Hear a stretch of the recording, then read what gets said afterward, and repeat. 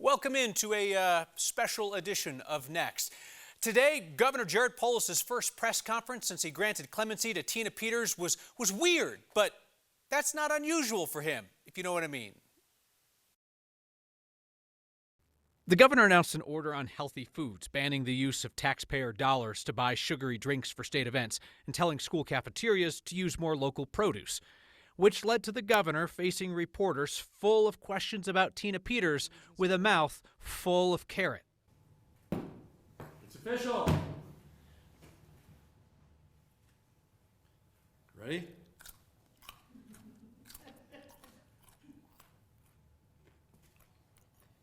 While I chew on the carrot, any questions? Yeah. Governor, have you spoken to the Trump administration or the president himself since Friday? No. Do you consider it a badge of honor to be censured by the Colorado Democratic Party? Sorry? Do you consider it a badge of honor to be censured by the Colorado Democratic Party? I'm going to finish chewing my carrot. I can get out the word no, but I want to give a bigger one to that. Give me one moment.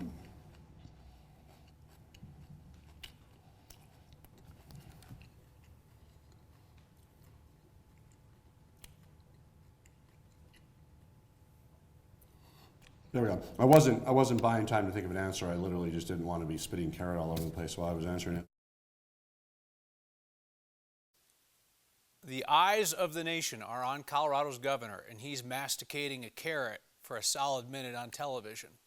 Once the carrot was safely on its journey through the governor's digestive system, he did answer questions, brushing off last night's formal condemnation and censure by the Colorado Democratic Party. And he even said that being banned now from speaking at party events will give him more free time. And of course, he defended his decision to free Tina Peters from prison less than 2 years into her 9-year sentence for leading a breach of Colorado's voting systems.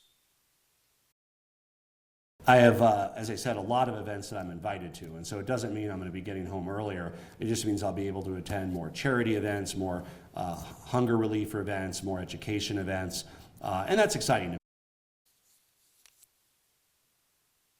So a bunch of you have been asking, why did the governor rush to free Tina Peters from prison when a judge was just about to reconsider her sentence? And I think the answer is right there in front of us. The governor inserted himself before her resentencing because he was about to lose his rationale for turning her loose early. Because to hear Governor Polis talk about Tina Peters' case, you would think that she was imprisoned for her speech, for her views that elections are rigged. Governor Polis is unlikely to succeed in memory holding why Tina Peters went to prison.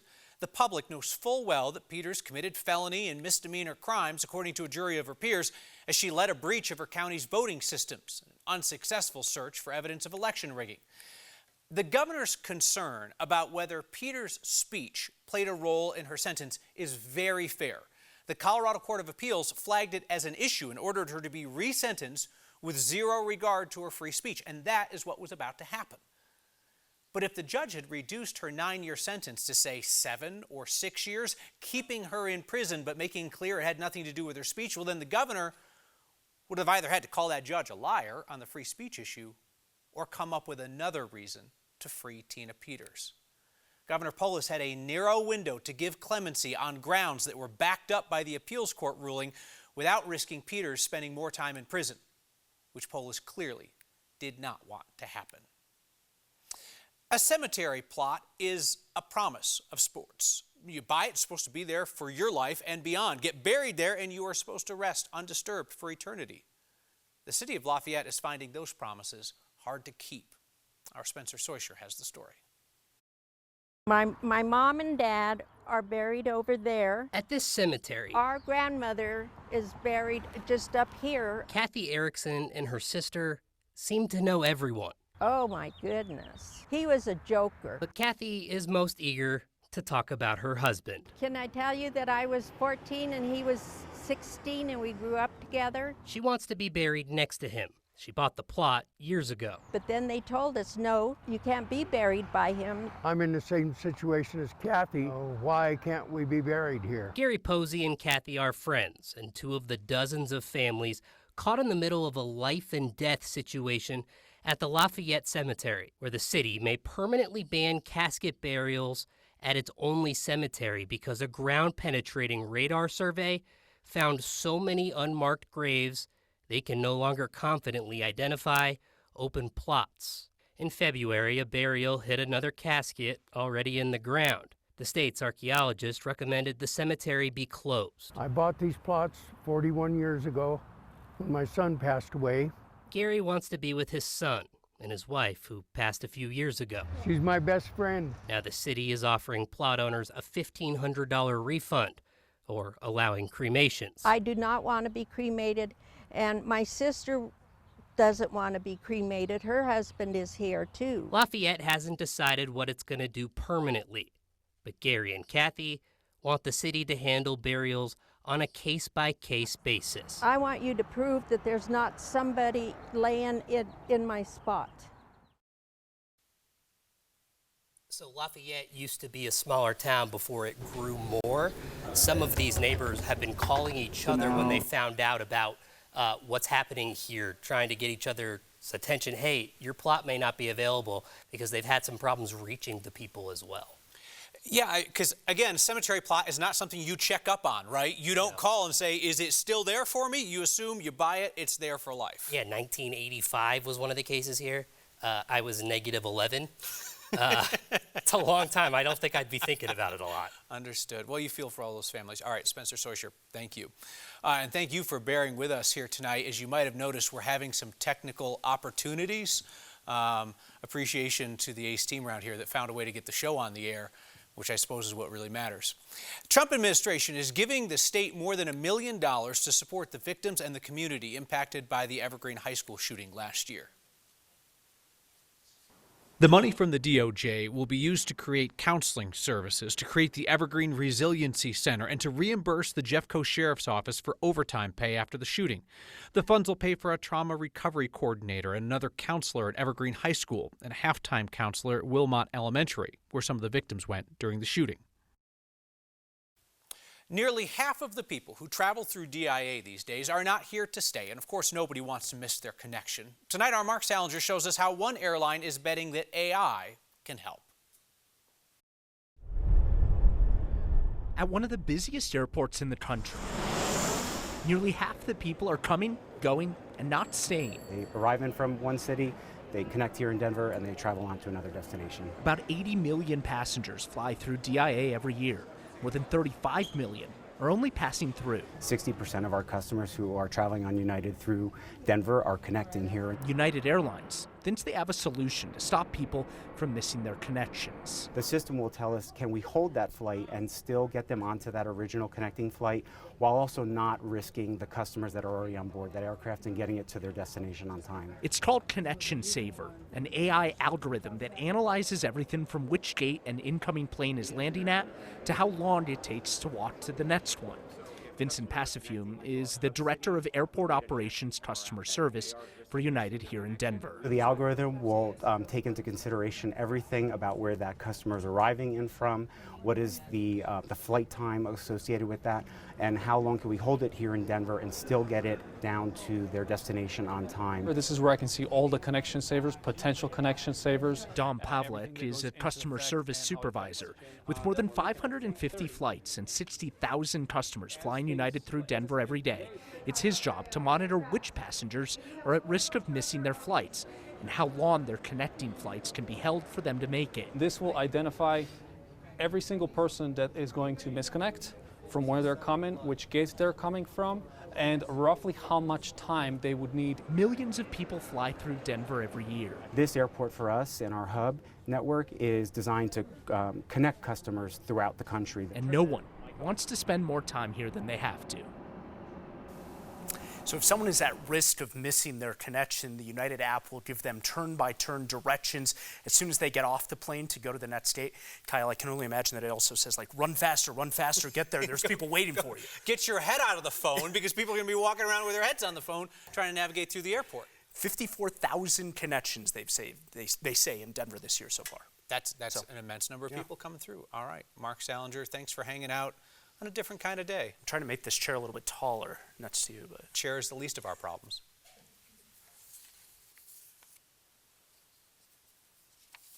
Debates here on 9 News. We are hosting the only scheduled debate with all 3 Republican candidates. State Senator Barb Kirkmeyer, State Rep Scott Bottoms, and Ministry Leader Victor Marks will debate live on 9 News 6 p.m. on Tuesday, June 2nd.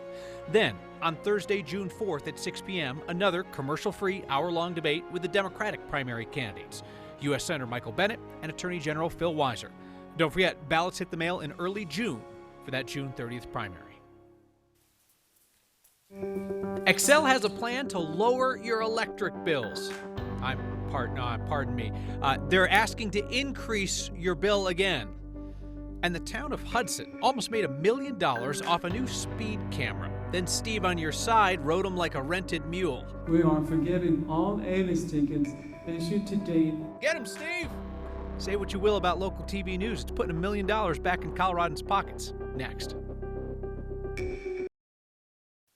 It's going to be a hot girl summer if Xcel has anything to say about it. Nothing like another electric rate hike to increase customers to sweat it out. State regulators are considering Xcel's request to increase its revenue for electric service by about $355 million a year. The company says they need the money to pay for recent investments in expanding and maintaining the power grid. If this full rate hike is approved, the average residential bill would go up nearly 10% a month. That's about $10. And customer bills would be 33% higher than they were in 2023. The Public Utilities Commission are encouraging those regulators to reject Xcel's full request. PUC is expected to make a decision in the coming weeks. Let's do a welfare check on my friend meteorologist Chris Bianchi. Chris, how are things going in your part of the building? Things are going great here. Things are going wonderfully out here as well. We do have some pretty busy weather, though. Eastern Plains, it is quite active with a couple of tornado warnings over the Eastern Plains, one in Logan County and one in Washington and also Kit Carson counties. These 2 storms have each produced localized reports of tornadoes. This one out here near Flagler, this is the one that has produced also teacup sized hail. That's 3-inch diameter hail. That is massive hail, about 15 miles north of Flagler. So fairly rural areas, but of course in the path of this storm, there's the likely tornado in that red, green shaded area right there. That's where you're seeing that strongest indication of that possible tornado there. So next few hours, all this activity will push off to the east. However, we will still have some showers and storms through the evening. Denver, we did have a cold front move through about an hour ago. That front could trigger a few more showers and storms as we head through the rest of the evening. Tomorrow, a calmer day with a few leftover showers. Those will be mainly out over the Eastern Plains and south of Denver, but an isolated shower around for us in Denver for tomorrow as well. And then for the weekend, we will finally get rid of all this rain and just in time for the weekend and also Memorial Day itself. Looking drier and warmer with a high temperature in the low 80s for both Sunday and Monday. Showers and storms will return to the picture, though, next Tuesday, Wednesday, and Thursday. And it does look like next week is going to be pretty active. Just a reminder, it is that time of year here, folks. So we're getting into severe weather season and certainly getting a reminder of that here tonight. Our pesky consumer investigator just vaporized $1 million in speed camera tickets, but a town warns its video RoboCop will be back on the beat soon, writing new tickets. Hey, a reminder, you can catch Next streaming each night, 6 p.m. on 9 News Plus. And Next is a podcast, wherever you find those. City of Fort Morgan is starting to worry about the economic impact of the current lockout at the Cargill beef plant. Yesterday, the company stopped 1,700 employees from coming to work after the union rejected their last contract offer. The union's asking for better pay and working conditions. There are about 12,000 people who live in Fort Morgan and 2,000 employees at that plant. The city manager, Brent Nation, tells us they expect the folks are obviously going to spend less money around town during this uncertainty. That's the revenue that drives the city of Fort Morgan and allows us to do the things that we do. And so it worries me that they're not open right now. Cargill says that they've moved all cattle to other facilities. They don't think that this is going to impact their production or customers. Company insists that its contract offer is fair and competitive. There are cities and towns in Colorado making bank off of photo radar tickets these days. And you know they hate to see Steve Steger coming because the man that the kids call Steve on your side asked questions about whether $1 million in tickets in Hudson up north were valid. And now, don't you know, the town is forgiving all of them. Who's all been waiting for? After 50 minutes behind closed doors seeking legal advice, Hudson's mayor and town council delivered a bit of a bombshell. a happy bombshell. We are forgiving all Avis tickets issued to date with the northbound Well County Road carriers. The town council then voted to void and refund all tickets, all 31,000 tickets from a temporary camera on northbound County Road 49.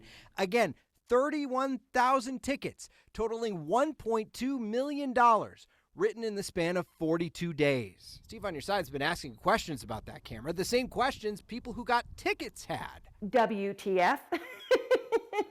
Like, why wasn't there a 30-day warning period required by state law? Or why was that camera plopped 400 feet shy of a 55-mile-an-hour sign in a 40-mile-an-hour zone, where the only sign of that is pretty far away? Hudson is now the second town in Colorado to void and refund speeding tickets after reporting from Steve on your side. We are going to refund tickets. This January, the town of Kersey canceled $1.1 million in hefty fines after our reporting showed they charged more than their law allowed. Senate Bill 152. That reporting led state lawmakers to pass a bill this session concerning changes to the usage of automated vehicle identification systems, clarifying the rules for using these cameras. One moment. The governor's still chewing on whether or not to sign it. We ran a bill this year. Republican State Senator Byron Pelton told the Hudson Council about that bill Wednesday night. Just know that the speed cameras were under a lot of scrutiny, and we need to make sure that we stay transparent. Hudson's transparency met with a lot of appreciation. This is one case where you can lose a lot of trust from this community. Doing the right thing today says a lot about everyone in this room. Taking accountability, coming together. I'm Steve Stager. Wait, is that the end? Maybe you, like me, wonder where that temporary camera went. There it is, 20 miles up the road in Kersey. In an FAQ on their Facebook page today, the town of Hudson said that anybody with a northbound ticket that has not been paid can just disregard it. You no longer need to show up at your hearing to contest the ticket. Town manager is working on a plan to get refunds to all the people who have already paid. They'll present that to town council at their meeting on June 3rd. We are going to be back in just a moment with your feedback. This has gone well. Grab a bag of carrots. We'll be right back. Finished with your feedback on this adventure of an evening program tonight. Marshall, not the Marshall on the program, Marshall watching the program, says, I sort of like the news set tonight. Feels less formal, more welcoming. Brother man, you should have been with me in my basement during COVID. We hung out there for a good 18 months, and I wore shorts and flip-flops most nights. This a text. We watch your show religiously. So thankful your crew was able to find a way to be on the air tonight. So am I and the boss. To be honest with you, I actually like your studio setup better tonight than your usual. Can I tell you the one thing that absolutely no one here wants to hear? That you like this better than the normal setup. About things heard on this program tonight, Julie says, you said rode him like a rented mule. I'm proud of you. Not many people would know what that means. And Shirley writes in to say, masticating a carrot must be said very carefully, and you did well. That's it for us tonight. Here's the sign off.